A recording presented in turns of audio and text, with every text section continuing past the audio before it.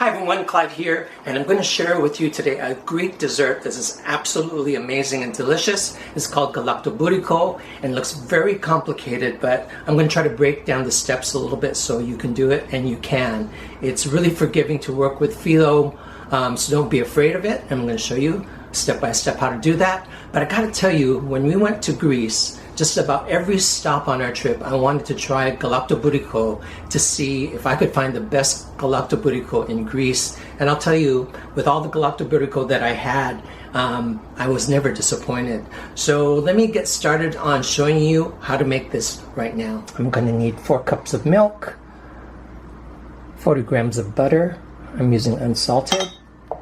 I'm using 1 cup of fine semolina flour.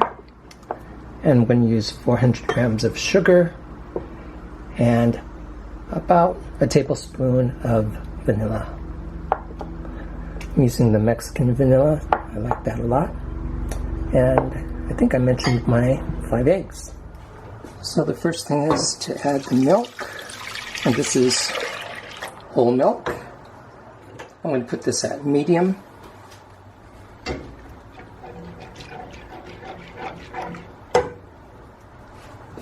Also going to add the sugar. The only thing that's not going to go in at this time are the eggs. I'm going to add those when this has cooled off. Just before I wrap them in the phyllo, it's going to bake the eggs and solidify more inside the phyllo. There's the vanilla. I'm just going to really watch this like a hawk right now because I don't want it to boil over. Just going to wait for this to heat up before I add the butter. So you really have to watch this like a hawk because at the last moment when the milk starts to boil, it starts to rise in the pan. You can make a big mess. So now it's ready to add the semolina flour. I'm going to do this slowly. I'm going to continue to whisk.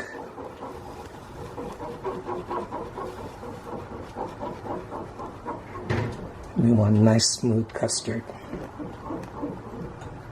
Turn up the heat again. And at this stage, this is pretty much like watching your soap for trace, except I want a really thick trace for this custard. Still pretty liquidy, but it's thickening up fast.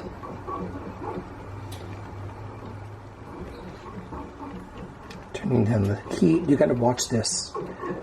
Just watching that so it doesn't overboil. Still not leaving streaks.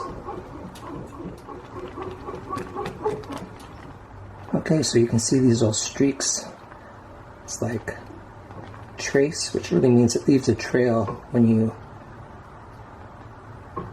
let it drop onto the surface like that. So I'm going to take off the heat and put this aside.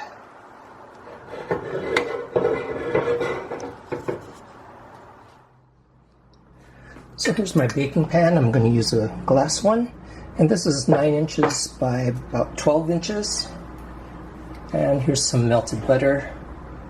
I melted about 4 ounces of it, and I'm just going to paint the bottom of this pan real quickly. Sides too.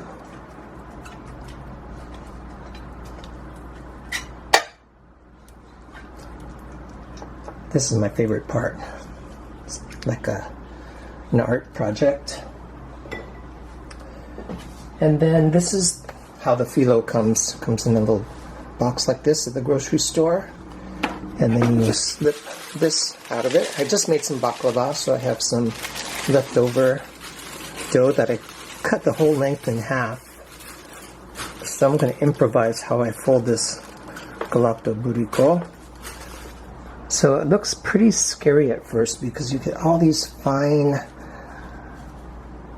sheets of phyllo. But if it tears, it's not a big deal.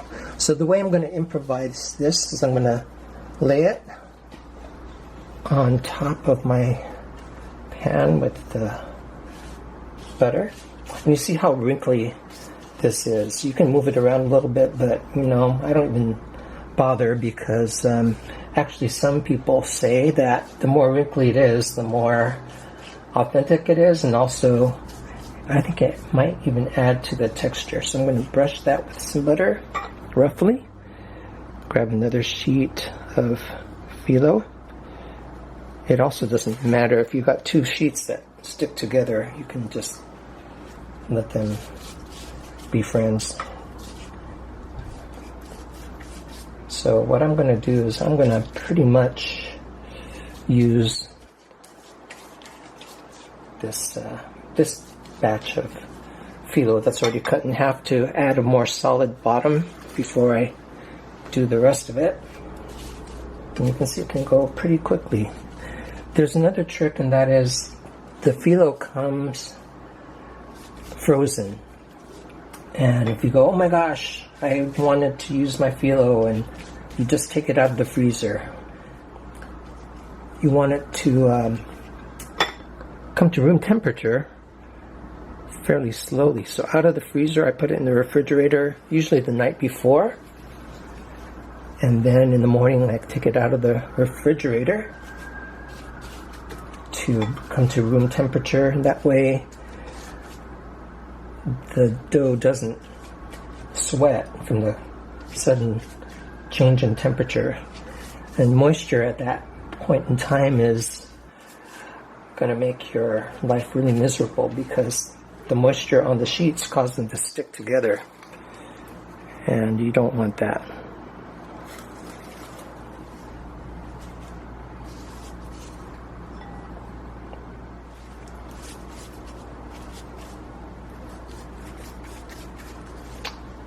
While I'm doing this, the custard is cooling down. So really what you're thinking is all those little wrinkles, all these layers of phyllo, you get all upset because I tried to be perfect about it the first time I worked with it. And then I saw it really doesn't matter. So just the careful part is peeling the phyllo sheets apart so you don't tear them too much. So the place where you have to be careful is separating the phyllo sheets out of the box, because although a few tears here and there aren't a problem, it does make it easier if it just does this, just falls onto itself like that. So here's a tear right here. No one's going to know. 2 more sheets to go. Now I want you to see this one. This one tore quite a bit. But it's going to be okay. The last one's all torn up.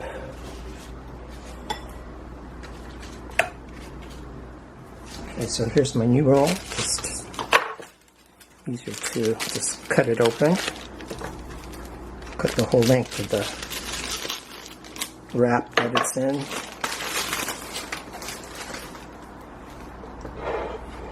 Make some room for you.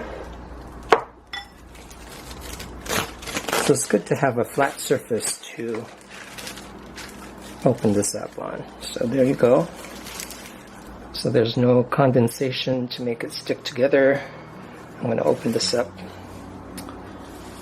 all the way. So this is what it looks like. And I'm going to take the whole sheet, pull it off of there, and let it overhang.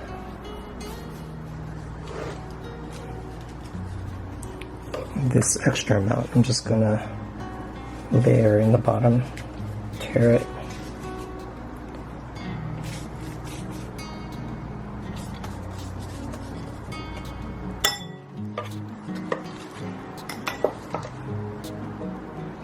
I'm going to cut another narrow piece just so it fits the width of this baking pan.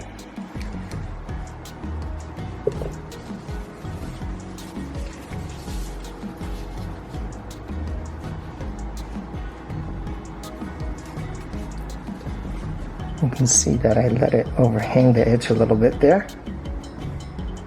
And what I'm doing is I'm leaving that overhang to fold over the custard once I put it in there. And I'm going to repeat the process until I use all my phyllo. I'll bring you back when it's all ready. Okay, brought you back. I've got one more leaf of phyllo to go. And here it is.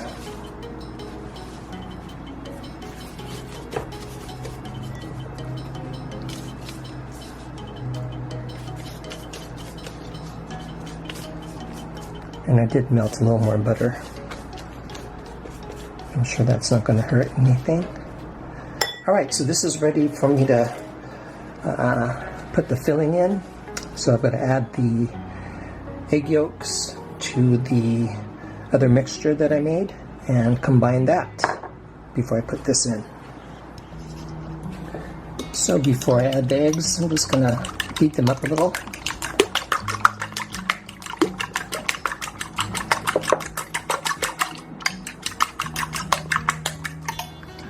Don't really want to get air into the eggs, just want to break them up. That's good. I'm going to add that to my filling.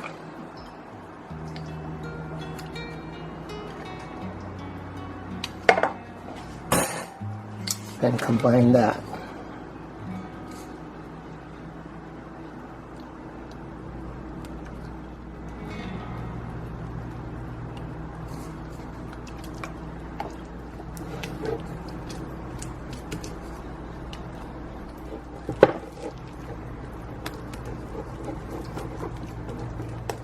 Scrape down to the bottom, make sure everything's combined.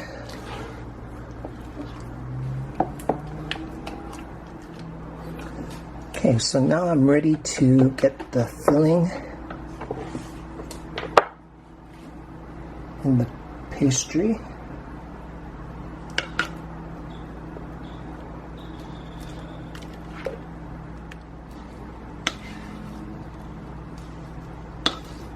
I smell that vanilla. It smells awesome. Okay, so now just spread this evenly, especially in the corners. Okay, now I'm going to just fold the sheets of phyllo, add a little more butter.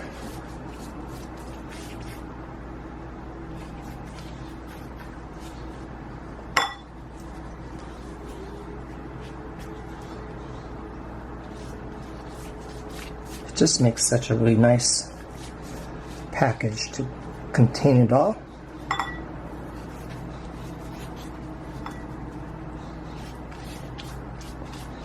And since I've been letting these sheets of phyllo hang out of the pan for a while, they did get dried out a little bit, but you can see, depending on your weather, it's kind of humid today, it's not brittle enough to kind of break apart, so that's a good thing.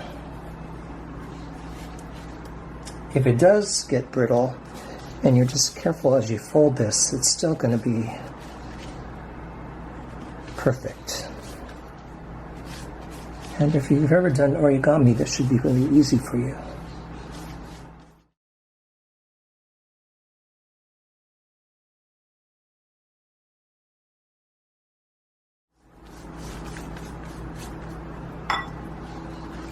So I'm going to use up all my shorter pieces, shorter in width, so that I end up with the longer pieces covering over the whole thing. It'll just look nicer.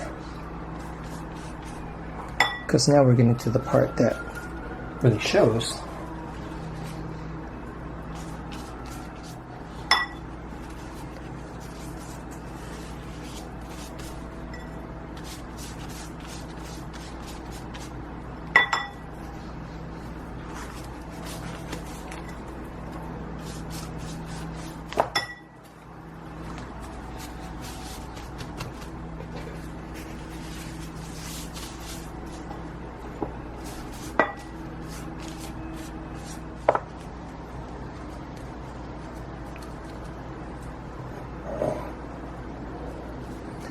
And then just a bit of butter on the top so that it browns nicely. I'm going to use a spoon just to tuck in the ends a little bit.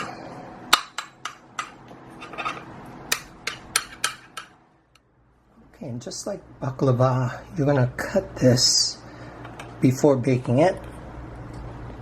And I'm not going to go all the way through, but this will bake like this. It's harder to cut this nicely after it cooks because it's so flaky. And after it comes out of the oven, we're going to pour that syrup over this, and it will seep into the pastry because we have these slits on the top. I think if I cut this into thirds this way, it's going to be just perfect. There's a trick to this too, because once you get to a intersection of cuts, it's a little stubborn, but that's okay. Actually, I'm going to just snip it.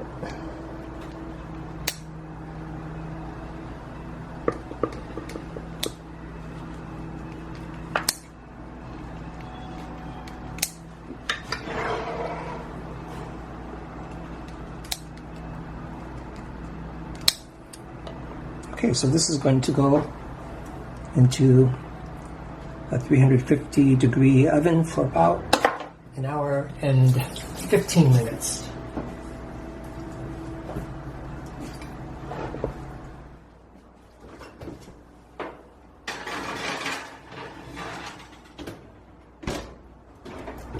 Okay, so while everything's cooking,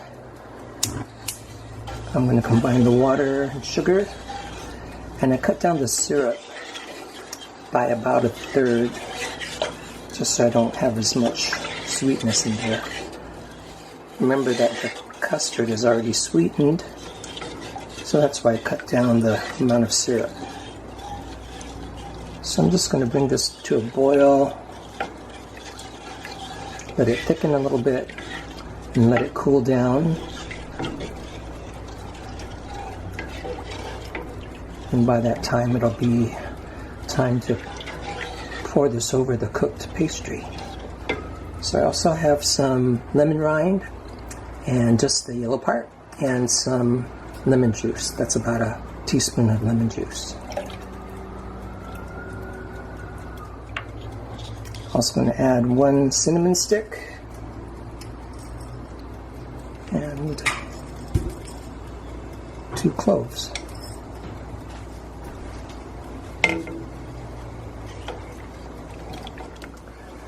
So the syrup is just now coming up to a boil.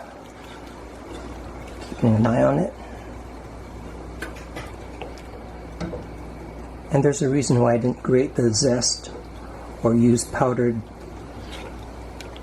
cinnamon or powdered cloves, and that's because once this is finished boiling and cooking, I can just take these pieces out without the little dots of zest and spices that would distract a little bit from the pastry. And if you want more of a cinnamon taste or lemon taste, you can add more, or you can add less if you don't like those tastes. So this is boiling. I'm going to lower it down and cook it for about 5 more minutes. Okay, I took the pot of syrup off the heat. I'm going to just take the cinnamon stick and the lemon rind and the cloves out of here. Let this cool down until the pastry comes out of the oven.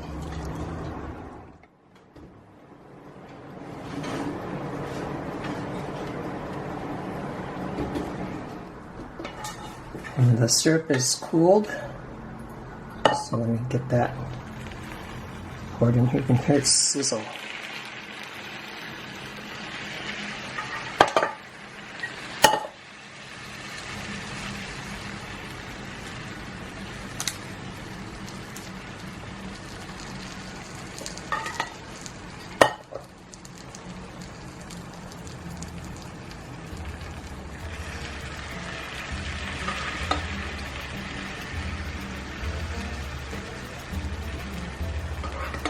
as the syrup cools, it kind of helps keep the pastry together too.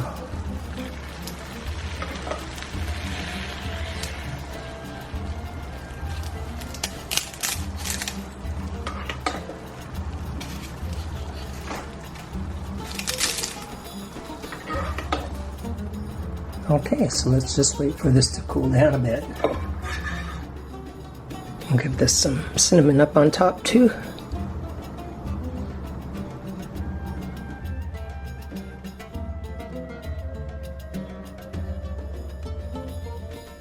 Okay, let's cut into this. I've been waiting for this.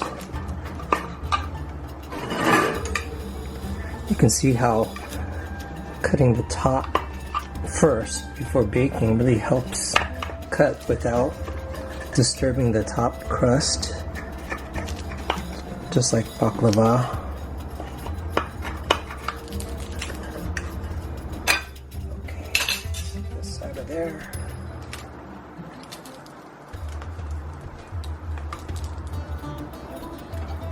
Came out pretty nice.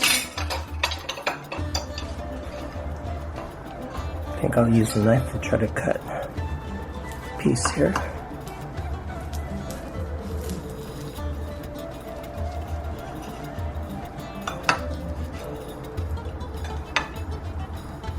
Try to get a nice big piece in my mouth.